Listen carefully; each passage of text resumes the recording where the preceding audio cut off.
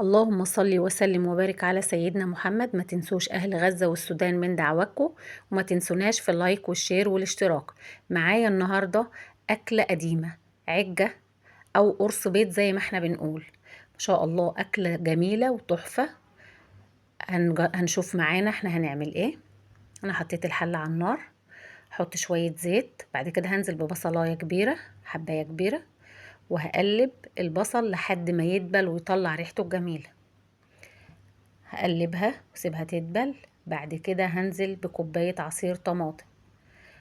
انا عاملة كمية صغيرة على قد اللي هياكل معايا، حابة تزودي الكمية براحتك.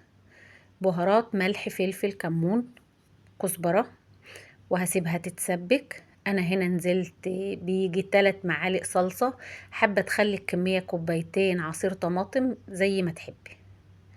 بعد كده هقلب، وبعد ما اقلب هي كده اتسبكت معايا وبقت جاهزة. هسيبها تبرد عشان اجهز الخليط بتاعي. بردت معايا خلاص، هبدأ انزل عليها بحباية فلفل وحباية شطة متقطعين، حزمة كزبرة وشبت مع بعض متقطعين، نص معلقة كربونات وبيكربونات الصوديوم، نص معلقة كركم، حبايتين بيض. وهبدأ اقلب الخليط معاه، هقلبه وادوب البيض كويس وادمجه كويس. وبعد ما اقلب هبدأ اجهز بقية مكوناتي.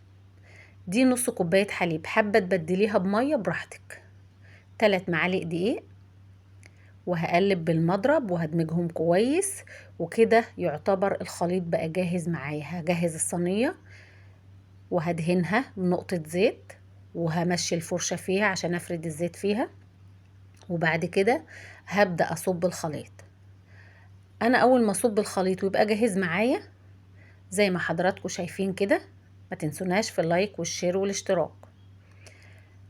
الخليط بقى جاهز معايا، خبطه خبطتين زي ما حضراتكم شايفين، وهاخدها واروح بيها على الفرن. انا مولعه الفرن من فوق ومن تحت عالي دقيقتين بالظبط، وهبدأ اوطي النار واسيبها تستوي براحتها.